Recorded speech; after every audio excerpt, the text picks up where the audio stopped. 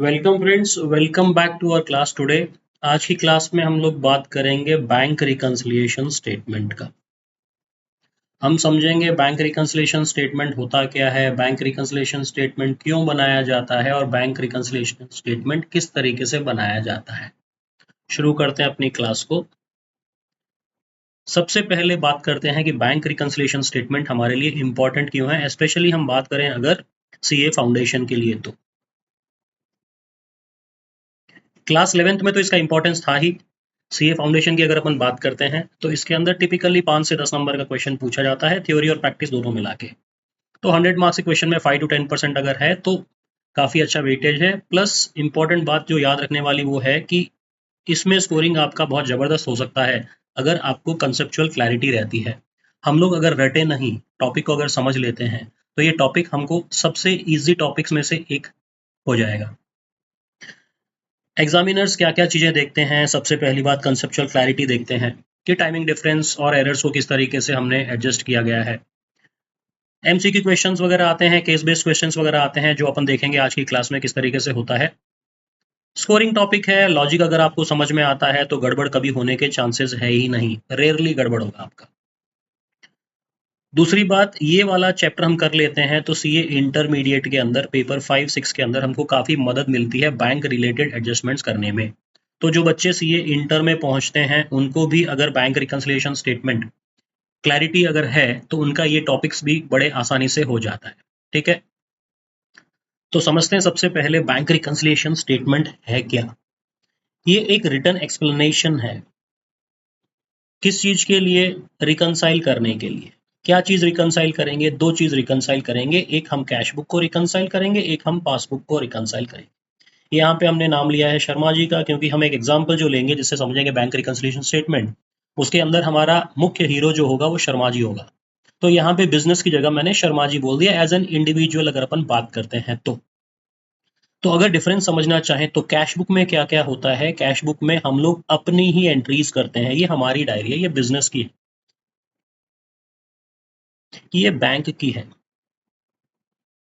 तो हम लोग क्या करते हैं, जिस तरीके से हम लोग अपने बुक्स में एंट्रीज करते हैं बैंक से रिलेटेड ट्रांजैक्शंस की, उसी तरह बैंक भी हमारे रिलेटेड बुक्स की एंट्री करेगा।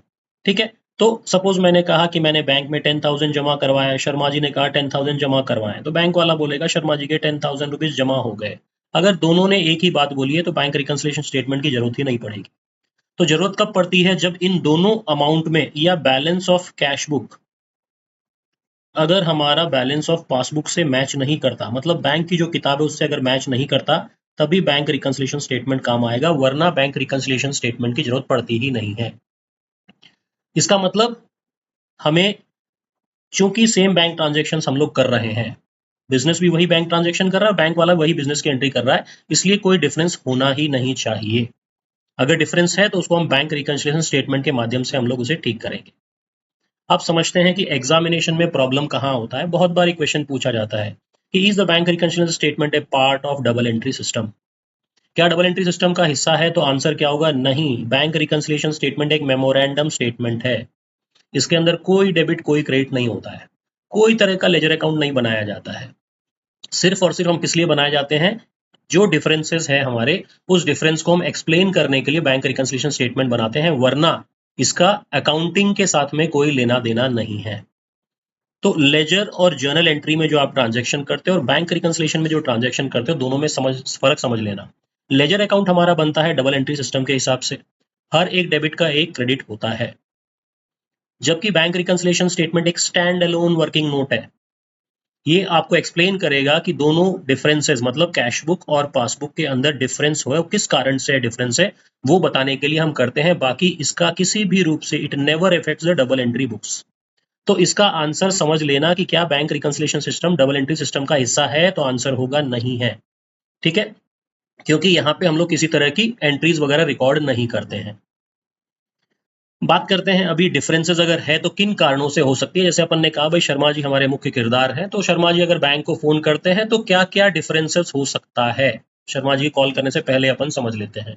गलतियां और या डिफरेंसेस सिर्फ दो कारणों से हो सकता है, एक है टाइमिंग डिफरेंस, दूसरा है एरर।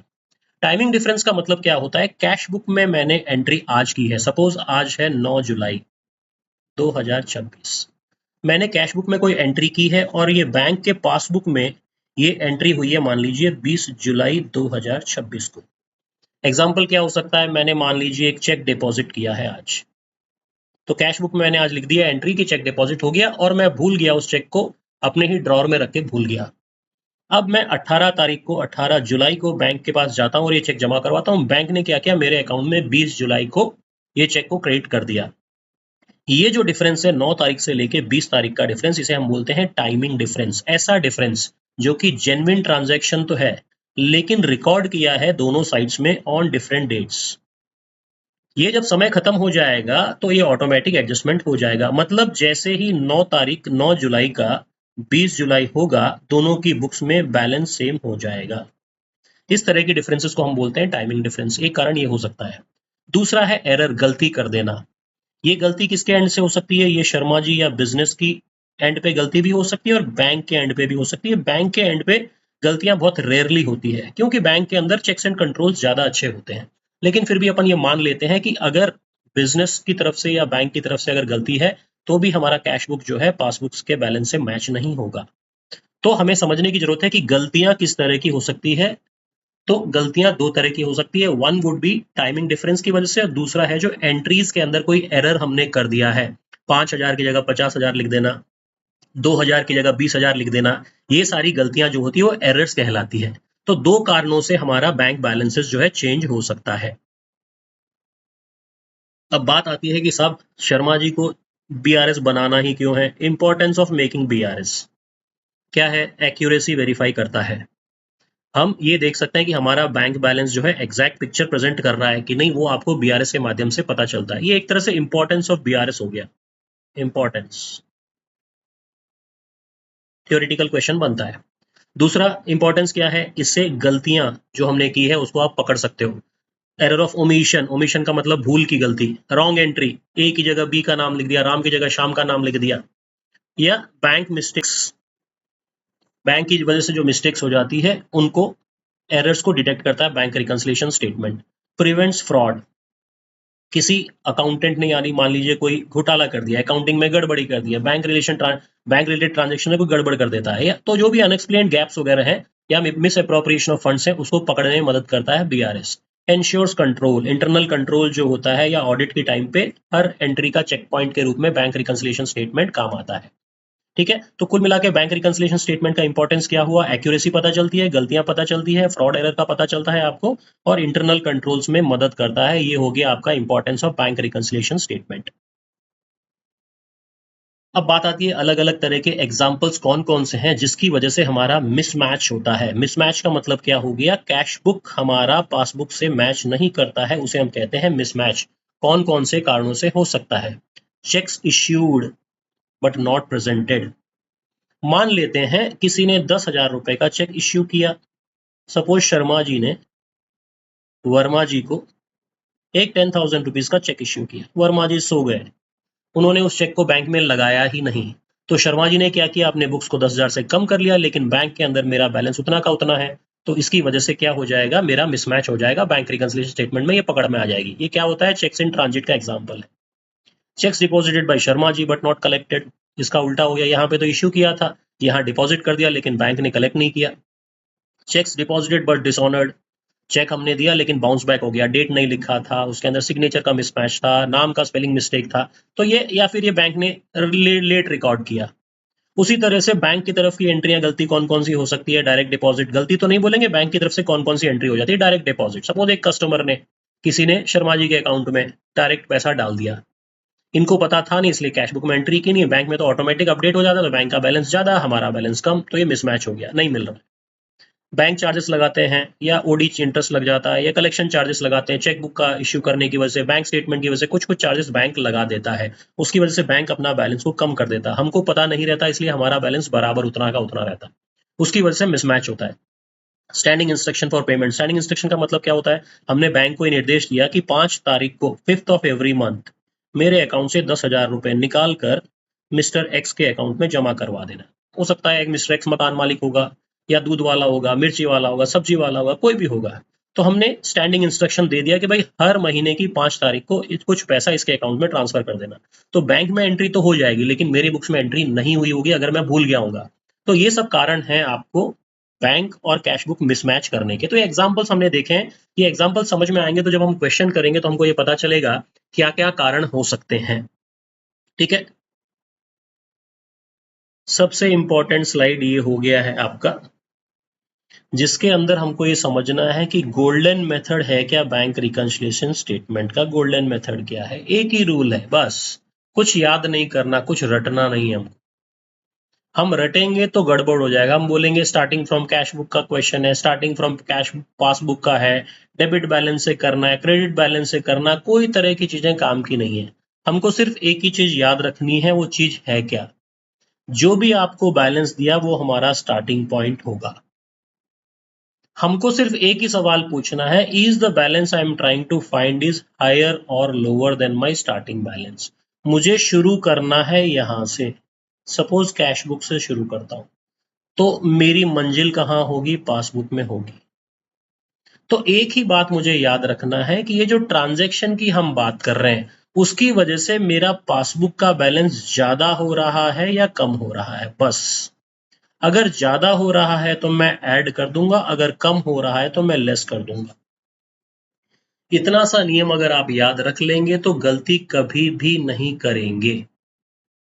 मैं रिपीट कर देता हूं, गोल्डन रूल क्या क्या? जहां से हम शुरू करते हैं हमको देखना है हमारी मंजिल क्या है। सपोज कैश बुक से शुरू किया तो आंसर क्या होगा? पासबुक का। आप ये देखो, इस ट्रांजैक्शन की वजह से मेरा पासबुक का बैलेंस बढ़ता है या कम होता है? ठीक है, अगर बढ़ रहा है तो ऐड कर देंगे, अगर कम हो रहा है तो माइनस कर देंगे।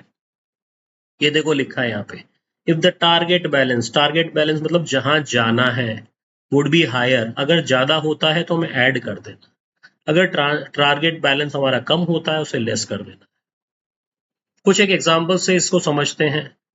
चेक्स इश्यूड नॉट प्रेजेंटेड, मतलब हमने चेक इश्यू कर दिया, जारी कर दिया किसी को, लेकिन वो सो गया।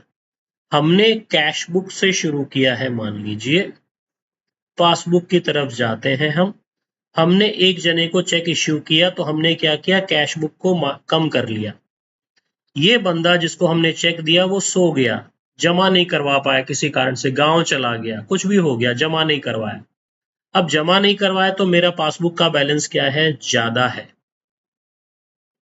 विच बुक इज हायर? पासबुक का बैलेंस ज्यादा है, तो क्या करना है? हमें ऐड कर लेना है।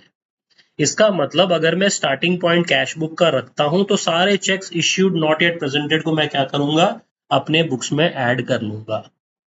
इसका उल्टा होगा cheque deposited not yet collected. Cash book से मैंने शुरू किया है, जब मैंने चेक जमा करवा दिया तो मैंने क्या किया? कैश बुक के बैलेंस को बढ़ा दिया है, लेकिन ये कलेक्ट नहीं हुआ। मान लेते हैं बैंक में उसने रख लिया, रख के भूल गया, बैंक का कैशियर रख के भूल दिया, तो बैंक का बैलेंस क्या है? कम है। तो यहाँ पे कौन सा बैलेंस ज्यादा है? हमारा कैश बुक का बैलेंस ज्यादा। ये देखो, हमारा टारगेट बुक है पासबुक, पासबुक में बैलेंस कम है, तो क्या करेंगे? इसको हम माइनस कर दें। बैंक चार्जेस या कमीशन डेबिटेड, बैंक चार्जेस या कमीशन डेबिटेड, इसकी वजह से क्या होगा? मेरा पासबुक का बैलेंस कम होगा या कैश बुक का बैलेंस ज्यादा होगा। अगर कैश बुक से शुरू कर रहे हैं हम तो कम कर देंगे, पासबुक से शुरू कर रहे हैं तो जोड़ देंगे। इंटरेस्ट या dividend credited by the bank, bank ने क्रेडिट कर दिया हमारे अकाउंट में इंटरेस्ट, तो किसका बैलेंस ज्यादा होगा? बैंक का होगा। हमको जब पता चलेगा तब हमारा भी बढ़ जाएगा। तो यहाँ पे कौन से बैलेंस ज्यादा है? यहाँ पे पासबुक का ज्यादा है। तो कैश बुक से शुरू कर रहे हैं तो जोड़ देंगे, पासबुक से शुरू कर रहे हैं तो कम कर देंगे। Very simple.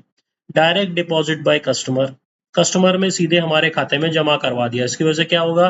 बैंक का बैलेंस ज्यादा रहेगा, हमारा बैलेंस ज्यादा नहीं रहेगा। जब पता चलेगा तब हम करेंगे, दोनों का बैलेंस मिल जाएगा।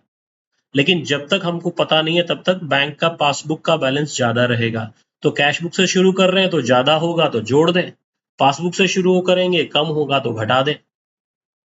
चेक डिसऑनर्ड या स्टैंडिंग इंस्ट्रक्शन का पेमेंट, चेक डिसऑनर हो गया, हमको पता नहीं है, या स्टैंडिंग इंस्ट्रक्शन का अपन ने बोला कि भाई 10 तारीख को इसको इतना पैसा दे देना, उसने बैंक से तो पैसा निकल गया, हमको पता नहीं है, हमको पता नहीं है तो हमारा बैलेंस ज्यादा है क्योंकि हमने कम नहीं किया, तो कैश बुक का बैलेंस ज्यादा रहेगा। तो कैश बुक से शुरू करेंगे तो क्या करना है, कम कर देना पासबुक का बैलेंस मिलाने के लिए। पासबुक से शुरू किया तो क्या करना है, जोड़ देना है कैश बुक का बैलेंस मिलाने के लिए। तो एक ही रूल है सबके लिए, किसी भी तरीके से शुरू करो एक ही रूल होता है, वो ये है कि हमने कहां से शुरू किया, ये हमारा स्टार्टिंग पॉइंट या ये हमारा गिवन हो गया। कहां खत्म होंगे ये मेरा ऑब्जेक्टिव या टारगेट है। तो सिर्फ एक ही चीज समझना है कि हम कहीं से भी शुरू कर रहे हैं, किसी भी तरह का फर्क पड़ेगा नहीं। मेरा टारगेट अगर ज्यादा हो रहा है इसकी वजह से जोड़ना है, मेरा टारगेट अगर घट रहा है तो उसे मुझे घटा देना है। इतना रूल अगर याद रखोगे पूरा चैप्टर बड़ा आसानी से आपका हो जाएगा। शर्मा जी वाले इलस्ट्रेशन जो अभी अपन देखेंगे उसके अंदर क्या है, चेक हमने इश्यू कर दिया लेकिन बैंक में प्रेजेंट नहीं हुआ। हमने चेक जारी कर दिया, सपोज मेरा बैलेंस था 10,000 रुपए, मैंने 2,000 का एक चेक दिया, तो मैं क्या करूंगा, अपने बैलेंस को 8,000 कर लूंगा। मेरे बैंक में भी 10,000 रुपए थे लेकिन ये चेक मेरे बैंक तक पहुंचा ही नहीं, जिसको मैंने दिया वो सो गया। अब क्या हुआ, मैं शुरू कर रहा हूं कैश बुक से, पहुंचना मुझे पासबुक पे है। मेरा बैलेंस है 8,000, पासबुक का बैलेंस है 10,000, मतलब टारगेट बैलेंस मेरा ज्यादा है तो क्या करना है, ऐड कर देना। उसी तरह सपोज मेरा बैलेंस है 10,000, बैंक ने 2,000 रुपए किसी चीज के काट दिए, बैंक का बैलेंस, मेरा बैलेंस 10,000, बैंक ने 2,000 रुपए मेरे अकाउंट से काट दिए किसी भी चीज के। देखेंगे अपन एग्जांपल्स कौन कौन से हैं। शुरू किया मैंने कैश बुक से, पहुंचना मुझे पासबुक तक है। इसमें मेरा बैलेंस 10,000 है, पहुंचने का बैलेंस कम है, कम बैलेंस है तो क्या करना है, उसको घटा देना है। ये सिंपल एग्जांपल्स है। डायरेक्ट डिपॉजिट बाय कस्टमर्स, वापस 10,000 का बैलेंस है, कस्टमर में 3,000 जमा करवाए तो मेरे बैंक में 13,000 हो गया। शुरू करना है कैश बुक से, पहुंचना है पासबुक से, पासबुक तक। पासबुक का बैलेंस ज्यादा है तो क्या करना है, इसको ऐड कर देना। सिंपल लॉजिक्स है ये, अगर आप प्रैक्टिस करोगे तो आपको लगेगा ये टॉपिक बहुत ही ज्यादा इजी है। और सेम चीज जो है, आपको कैश बुक से शुरू करो या पासबुक से शुरू करो, आंसर आपका सेम आना ही है। आप प्रैक्टिस करेंगे तो ये वाली चीज भी आपको समझ में आ जाएगी। फॉर्मेट की बात करते हैं कि फॉर्मेट किस तरीके से करना। फॉर्मेट दो तरीके से होता है, एक तो ये हो गया, एक के अंदर आप एक सिंगल कॉलम बनाते हो, इसी के अंदर एड लेस दोनों लिख देते हो। जैसा आपको सुविधा लगा है वैसे कर सकते हैं। ये हमारा स्टार्टिंग पॉइंट हुआ, स्टार्ट यहां से करेंगे। ये हुआ टारगेट या जहां पे हमको एंड करना है। कुछ चीजें जोड़ेंगे, कुछ चीजें घटाएंगे। किसको जोड़ना है किसको घटाना है अपने समझ लिए। एग्जाम्पल्स कौन कौन से हुए, चेक इश्यूड नॉट प्रेजेंटेड, या इंटरेस्ट डायरेक्ट कलेक्टेड, या check deposited not yet collected को घटाएंगे। बैंक चार्जेस को माइनस करना है, चेक डिपॉजिट को माइनस करना है। ये सारे के एग्जाम्पल्स हैं और कुछ भी नहीं है। फॉर्मेट आपका इस तरीके से होगा, जहां से आप स्टार्ट करोगे वो इस वाले कॉलम में लिखेंगे अपन। अगर ओवरड्राफ्ट या नेगेटिव बैलेंस बोलेगा तो यहां से शुरू कर देंगे अपन। ठीक है, एग्जाम्पल्स देखते हैं। ये देखिए जिसकी अपन बात कर रहे हैं, शर्मा जी आ गए अपने सामने। यहाँ पे क्या है, शर्मा जी ये हो गया कैश बुक, इनकी बैंक है एसबीआई, तो ये हो गई पासबुक। अब देखें, जिस दिन अपन ने शुरू किया उस दिन शर्मा जी के बुक्स में 50,000 है, यहाँ पे भी 50,000 का बैलेंस है। प्रिंटेड स्टेटमेंट उन्होंने 50,000 का बैलेंस है। यहाँ तक कोई भी तरह की समस्या है नहीं। इसका मतलब यहाँ पे आपको बैंक रिकंसिलिएशन स्टेटमेंट या एरर्स निकालने की जरूरत नहीं है। क्यों? कि दोनों बैलेंसेस आपके सेम हैं। यहाँ पे बैंक रिकंसिलिएशन स्टेटमेंट का कोई मतलब नहीं है। अब देखते हैं आगे एक एक ट्रांजैक्शन करके कि ये ट्रांजैक्शन की वजह से प्रॉब्लम्स कहाँ कहाँ आती है। देखिए, शर्मा जी ने चेक इश्यू किया, इश्यूड ए चेक, रेंट का चेक दिया 10,000 का अपने मकान मालिक। तो इन्होंने क्या किया, अपना जो बैलेंस था 50,000, चेक देने की वजह से इन्होंने लिख लिया कि मेरे किताबों में अब बैलेंस 40,000 है, क्योंकि इन्होंने एक चेक काट के अपने मकान मालिक को दे दिया। देखिए यहाँ पे मकान मालिक सो रहा है, सो रहा है तो क्या हो गया, उसने चेक जमा नहीं करवाया बैंक में, तो बैंक वाला कहता है भाई शर्मा जी का बैलेंस 50,000 है, प्रिंटेड बैलेंस 50,000 है। लेकिन शर्मा जी के बुक्स में 40,000 है। ये 40,000 वापस ये बैंक के अंदर ये 40,000 कब हो जाएगा? जब ये नींद से जगेगा, यहाँ पे चेक लेके आएगा, स्टेट बैंक ऑफ इंडिया इसके मकान मालिक को 10,000 देगी और शर्मा जी के बैलेंस में से 10,000 रुपए कम करेगी, तो यहाँ पे बैलेंस 40,000 और यहाँ पे भी बैलेंस 40,000 हो जाएगा। ठीक है, अगला गलती देखते हैं। शर्मा जी के बुक्स में अभी भी 40,000 का बैलेंस है। कस्टमर ने ट्रांसफर किया 5,000 directly into Sharma ji bank account. Customer ने क्या किया? 5,000 रुपए जमा करवा दिए। जैसे ही 5,000 जमा करवाया तो बैंक क्या कहता है? शर्मा जी का बैलेंस 50,000 से 55,000 का हो गया। लेकिन शर्मा जी को पता नहीं था। जब पता चलेगा तब ये भी एंट्री कर देंगे। तो यहाँ पे बैलेंस 55,000 है, क्योंकि 50 था बैंक ने और डायरेक्ट एक कस्टमर ने 5,000 जमा करवा दिए हैं। इनको पता नहीं था, इसलिए इनका बैलेंस अभी भी 40,000 है। ये देखना धीरे धीरे डिफरेंस हमारा बढ़ता जा रहा है, जिसकी वजह से हमको बैंक रिकंसिलिएशन बनाना है। अब देखिए अगले ट्रांजैक्शन में क्या हो रहा है। यहाँ पे ब्याज दिया बैंक ने 4,000 रुपए का।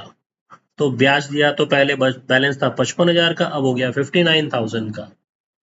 इसके बुक्स में वही बैलेंस है, क्योंकि इन्होंने कोई ट्रांजैक्शन किया ही नहीं। जब पता चलेगा तब एंट्री करेंगे, तब दोनों मिल जाएंगे। जब तक नहीं पता है तब तक ये डिफरेंस बढ़ता घटता रहेगा ऑटोमेटिकली। तो हमारा काम बैंक रिकंसिलिएशन का यही है, देखना कमियां किस चीज से है।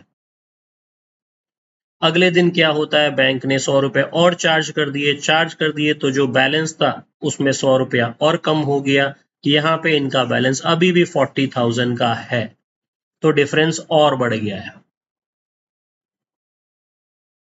अब डिफरेंस जो है 40,000 इसका डिफरेंस है, 58,900 इसका डिफरेंस है। अगर अपने को देखना है तो 40,000 59,000 कैसे बना, ये देखिए यहाँ पे 10,000 का चेक इश्यू किया, जिसने पार्टी ने जमा नहीं करवाया वो हमने ऐड कर दिया। 5,000 रुपए डायरेक्ट कस्टमर ने डिपॉजिट किए, वो ऐड कर दिया। ये बैंक का इंटरेस्ट हो गया, ये बैंक का चार्जेस हो गया।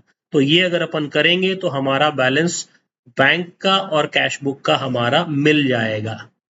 ठीक है, इसको अपन करते हैं बैंक रिकंसिलिएशन में बनाएंगे। लेकिन ये यहाँ पे मैंने लॉजिक से समझा दिया कि ये 40,000 जो है 58,900 किस तरीके से बनेगा। उसके बाद में मान लेते हैं कि बैंक से कॉल आता है शर्मा जी को, साहब गुड आफ्टरनून, हम आपके बैंक से बोल रहे हैं, हमने ऑटो डेबिट 3,900 रुपए का कर दिया, क्योंकि आपने स्टैंडिंग इंस्ट्रक्शन दिया था कि आपका एनुअल इंश्योरेंस प्रीमियम हमको जमा करवाना है। तो हमने आपके खाते से 3,900 निकाले और उसको इंश्योरेंस कंपनी के अंदर हमने जमा करवा दिए। इसका भी शर्मा जी को पता नहीं था, इसलिए इन्होंने कोई एंट्री की नहीं है। ठीक है, अब देखते हैं इसको एंट्री करना किस तरीके से है। ये बन गया आपका बैंक रिकंसिलिएशन स्टेटमेंट। ये बैंक रिकंसिलिएशन स्टेटमेंट का फॉर्मेट है जो मैं बता रहा था, एक सिंगल कॉलम में भी करते हैं, दो कॉलम में भी करते हैं। यहां से हमारा स्टार्टिंग पॉइंट है बैलेंस एज पर कैश बुक। ये हमारा टारगेट बैलेंस है जो कि पासबुक का है, ये कैश बुक का है। कैश बुक का बैलेंस 40,000। समझना, हमने रेंट का चेक दिया, ये अभी तक प्रेजेंट नहीं किया। लॉजिक क्या था? स्टार्टिंग से लेके टारगेट तक पहुंचना है। टारगेट का बैलेंस अगर ज्यादा है तो जोड़ना है, टारगेट का बैलेंस अगर कम है तो घटा देना है। हमने चेक इश्यू किया तो हमने क्या किया? अपने खाते में से तो कम कर लिया। बैंक में पहुंचा नहीं तो बैंक ने अभी तक कम नहीं किया, तो बैलेंस ज्यादा किसका है? बैंक का है।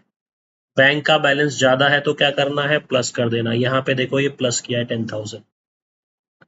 Direct deposit by customer, customer ने मेरे खाते में जमा करवा दिया, लेकिन हमको पता नहीं था इसलिए हमने रिकॉर्ड नहीं किया। कैश बुक से शुरू कर रहे हैं, टारगेट पासबुक का है, सीधा जमा करवाए तो पासबुक का बैलेंस ज्यादा है, तो मुझे क्या करना है? इसको ऐड करना है। ये देखिए यहाँ पे ऐड हो गया।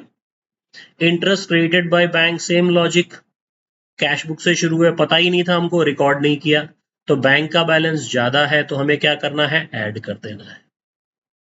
उसके बाद में देखो बैंक चार्जेस, कैश बुक से शुरू होना है, बैंक तक पहुंचना है। बैंक ने बैंक चार्जेस लगाए, हमको पता नहीं था इसलिए हमने रिकॉर्ड किया नहीं। बैंक ने रिकॉर्ड कर लिया तो बैंक चार्जेस की वजह से मेरा बैलेंस हो गया कम, मुझे क्या करना है, माइनस करना है। ये देखिए minus. Insurance premium standing instruction, cash book से शुरू होना है, बैंक तक पहुंचना है। बैंक ने क्या किया, स्टैंडिंग इंस्ट्रक्शन की वजह से मेरे खाते को कम कर दिया। तो कम कर दिया तो मुझे क्या करना पड़ेगा, माइनस करना पड़ेगा। ये मैंने माइनस कर दिया। तो मेरा पासबुक का बैलेंस जो है 55,000 हो जाता है। तो इस तरीके से मैं अपने कैश बुक के बैलेंस को पासबुक के बैलेंस से मैच कर दे रहा हूं। मुझे पता है गलतियां हैं किसकी वजह से है, मैं एंट्री करूंगा तो ये ठीक हो जाएगी या समय के साथ साथ ठीक हो जाएगी। समझ में आती है। सिंपल इलस्ट्रेशन के साथ में हमने क्या किया, बैंक रिकंसिलिएशन स्टेटमेंट को कंप्लीट कर दिया है। इसी एग्जाम्पल को आगे बढ़ाते हैं। शर्मा जी जो थे, थोड़ा बिजनेस बढ़ गया तो शर्मा ट्रेडर्स के नाम से ये बिजनेस शुरू कर दिया। इस एग्जाम्पल से हम ये बताना चाह रहे हैं कि चाहे वो सोल प्रोपराइटर हो, चाहे वो पार्टनर हो, चाहे वो कंपनी हो, तरीका तो बैंक रिकंसिलिएशन का एक ही होगा। ठीक है, ये देखते हैं कैश बुक का बैलेंस सपोज क्वेश्चन में दिया हुआ है 75,600 है, पासबुक का बैलेंस 82,970 है। तो इसमें गैप है 7,370 का। तो इस गैप को हमें पता करना है, जोड़ना घटाना हमें करते रहना है ताकि ये बैलेंस जो है हमारा 7,370 का पता चल जाए किन किन कारणों से है। चलिए पता करते हैं। पहला आपको बताता है cheque issued to supplier hasn't hit our books yet. इसका मतलब क्या हुआ, cheque issued but not presented. जब हम चेक इश्यू कर देते हैं तो हम लोग क्या करते हैं, अपने बैलेंस को कम कर देते हैं। याद है एंट्री आप करते हो, सपोज मिस्टर ए को आपने चेक इश्यू किया, जनरल एंट्री क्या करोगे, mister A's account debit to bank 12,400 का। इसका मतलब क्या किया, आपने बैंक अकाउंट को क्रेडिट कर दिया या बैंक अकाउंट को आपने बैलेंस को कम कर दिया। आप कहां से शुरू हुए हैं, कैश बुक से, पहुंचना कहां है, पासबुक पे। आपने कम कर दिया, बैंक ने कम नहीं किया। इसका मतलब ज्यादा किसका बैलेंस है, पासबुक का। पासबुक का बैलेंस अगर ज्यादा है तो क्या करना है, ऐड करना है। सेम एग्जांपल को अपन रिपीट कर रहे हैं। चेक 8,200 का चेक जो आपने डिपॉजिट किया पिछले सप्ताह, वो अभी तक कलेक्शन में नहीं आया। हमने जब भी कोई चेक डिपॉजिट किया तो क्या एंट्री कर देते हैं, बैंक अकाउंट डेबिट। और मान लेते हैं चेक अगर मिस्टर बी से मिला तो मिस्टर बी के अकाउंट को क्रेडिट कर दिया, बैंक को हमने क्या किया, डेबिट। हमने बैंक के बैलेंस को बढ़ा लिया है चेक मिलते ही, लेकिन ये चेक अभी तक बैंक में क्रेडिट हुआ ही नहीं, तो बैंक वाले को पता ही नहीं है। तो बैंक वाले को पता नहीं तो बैंक वहीं का वहीं है, आगे निकल गए। तो कम बैलेंस किसका है, बैंक का है। तो क्या करना है, कम कर देना। ये हमने लेस कर दिया। तो 75,600 जो हमारा बैलेंस था उसमें 12,400 ऐड करना है, 8,200 लेस करना है। तो अभी बैलेंस कितना हो गया, 79,800। अभी भी हमारा डिफरेंस जो है 3170 का है। देखते हैं कि वो कैसे और बराबर होगा। शर्मा जी को आगे बढ़ने के बाद और पता चला कि हमने सर्विस चार्जेस, बैंक ने सर्विस चार्जेस काट लिए। हमने सर्विस चार्जेस को रिकॉर्ड नहीं किया है। हमने रिकॉर्ड नहीं किया, हमारा बैलेंस जहां था वहीं का वहीं है। बैंक ने बैलेंस को चार्ज कर दिया तो बैंक ने क्या कर दिया, बैलेंस को कम कर दिया। तो बैंक का बैलेंस कम, बैंक का बैलेंस कम, तो क्या करना है, लेस कर देना है। बैंक ने क्या किया, इंटरेस्ट दे दिया हमको, इसका उल्टा। बैंक ने इंटरेस्ट दिया, हमको पता नहीं, हमने रिकॉर्ड नहीं किया। हमारा बैलेंस और बैंक का बैलेंस इतना ही है। बैंक ने ब्याज दिया, बैंक का बैलेंस बढ़ गया। बैंक का बैलेंस बढ़ गया तो हमको बराबर करने के लिए क्या करना पड़ेगा, ऐड करना पड़ेगा। तो 79,800 में से 150 गए और 320 जुड़ गए तो 79,970 हो गया। अभी भी हमारे पास में गैप है 3,000 का। देखते हैं शर्मा जी ने और क्या क्या पता किया। Customer transferred money directly to your account, आपके खाते में कस्टमर ने जमा कर दिया, हमको पता नहीं था इसलिए हमने रिकॉर्ड नहीं किया। मेरा बैलेंस बैंक का बैलेंस बराबर, कस्टमर ने जमा किया, बैंक ने क्या किया, मेरे बैलेंस को जोड़ दिया, बढ़ा दिया। तो मुझे क्या करना है, बराबर करने के लिए मुझे भी बढ़ा देना। ये मैंने बढ़ा दिया 5,000 से। ₹2,000 cheque you deposited has bounced, आपने एक चेक जमा करवाया जिसके ऊपर सिग्नेचर मिसमैच था। आपका बैलेंस बैंक का बैलेंस बराबर। आपने चेक जमा करवाया, सोचा कि पैसा आ जाएगा, लेकिन उस चेक का सिग्नेचर मिसमैच था, चेक हो गया डिसऑनर। तो बैंक वहीं का वहीं खड़ा है, हम आगे निकल गए।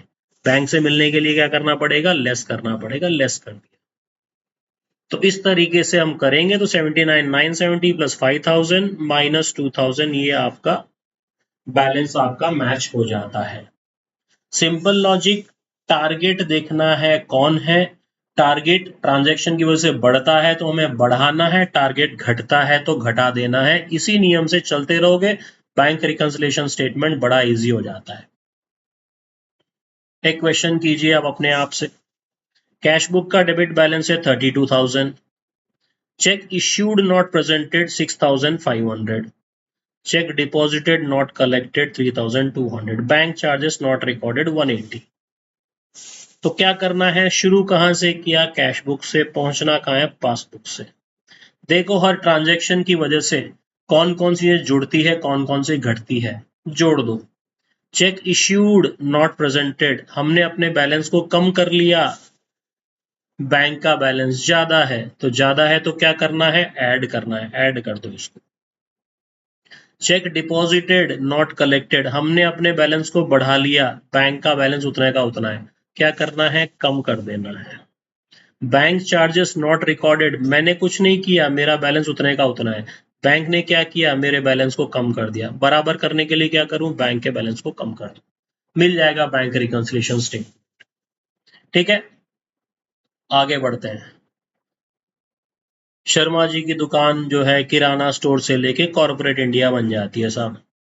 शर्मा ट्रेडर्स किराना स्टोर था, अकेला ओनर था, शर्मा जी ट्रेडर्स हो गए, थोड़ा ट्रांजैक्शन बढ़ गया, शर्मा जी एंड सन्स कर दिया, जैसे रिलायंस है, एचडीएफसी, वैसे शर्मा जी ने भी कर दिया। करने का कारण क्यों बता रहे हैं अपन, थाउजेंड्स ऑफ ट्रांजैक्शंस है लेकिन मेथड ऑफ रिकंसिलिएशन आपका सेम होगा, किसी तरह का लॉजिक चेंज नहीं होता, चाहे वो सोल प्रोपराइटर हो, चाहे पार्टनर हो, चाहे कंपनी हो। ये वाला एक और है इलस्ट्रेशन, देख लें फटाफट। कैश बुक का बैलेंस 124,300, पासबुक का 127,850, गैप है 3,550 का। देखते हैं क्या कारणों से ये गैप है और कैसे इसको फुलफिल करेंगे। देखिए, check issued not presented, check issued मतलब बैलेंस कम कर दिया, बैंक वहीं का वहीं है, मतलब बैंक का बैलेंस ज्यादा है, हमारा कम हो गया। बराबर करने के लिए क्या करना है, ऐड कर देना। Check deposited not yet collected, जमा करवाया हमने तो सोचा हमारा बैलेंस बढ़ गया, बैंक वहीं का वहीं है, मतलब बैंक कम है, क्या करना है, घटा देना है। Bank charges silently debited, balance दोनों का सेम होना चाहिए, बैंक ने चार्ज लगाया, बैंक का बैलेंस कम कर दिया, बराबर करने के लिए हमको क्या करना पड़ेगा, लेस करना पड़ेगा। Interest credited by bank, bank ने इंटरेस्ट दे दिया हमको, तो बैंक का बैलेंस ज्यादा है, हमको बराबर करने के लिए बढ़ाना पड़ेगा।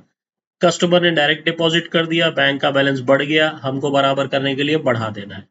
Check deposited now bounce back, return हो गया, तो हमने सोचा ज्यादा हो गया है लेकिन बैंक वहीं का वहीं खड़ा, बैंक का बैलेंस कम है, तो क्या करना है, इसको कम कर देना।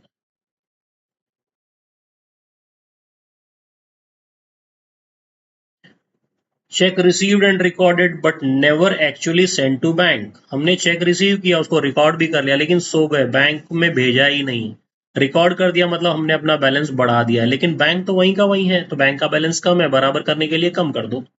Insurance premium paid directly by bank, standing instruction की वजह से, हमको पता नहीं था, स्टैंडिंग इंस्ट्रक्शन दे रखा, बैंक ने क्या किया, बैलेंस को कम कर दिया, बराबर करने के लिए क्या करो, कम कर दो। तो कैश बुक का जो बैलेंस था उसके अंदर 30,000 ऐड करें, 27 माइनस करें, तो आपको कैश बुक और बैंक बुक का बैलेंस मिल जाएगा। छोटा सा इलस्ट्रेशन है, देखिएगा आप लोग। Why did Sharmaji's cash book show a lower balance than passbook in the case one file? जब शर्मा जी अकेले थे तब। पहला रीजन है, bank made an error crediting this account, bank ने अगर गलती से क्रेडिट कर दिया होता तो बैंक का बैलेंस ज्यादा हो जाता, तो हमको ज्यादा करना पड़ता। यहाँ पे पूछ रहा है लोअर क्यों है, कम क्यों है, तो ये रीजन तो होगा नहीं। बिकॉज ये deposit cheque that was not yet collected, cheque deposit कर दिया तो हमारा कैश बुक का बैलेंस ज्यादा होता, क्वेश्चन तो लोअर का बता रहा है, तो ये रीजन भी नहीं होगा। बिकॉज ये issued a rent cheque that hasn't been presented, हमने रेंट का चेक दिया तो हमने अपना बैलेंस कम कर लिया था, इसकी वजह से बैंक की तुलना में मेरा बैलेंस कम है, तो ये क्या हो गया, मेरा आंसर हो गया ये option C, bank interest was wrongly credited twice, इससे भी अपने को फर्क नहीं पड़ता क्योंकि बैंक ने 2 बार बढ़ा दिया तो अपना बैलेंस हमारा कम नहीं हुआ ये बैंक की तुलना में। ठीक है,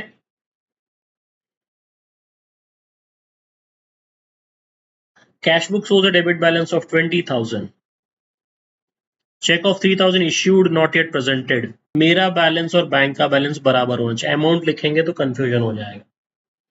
ठीक है, हमने एक चेक इश्यू किया 3,000 का, लेकिन ये प्रेजेंट नहीं हुआ। हमने जब इश्यू किया तो क्या हुआ, हमने अपने बैलेंस को कम कर लिया, बैंक का बैलेंस वहीं का वहीं है।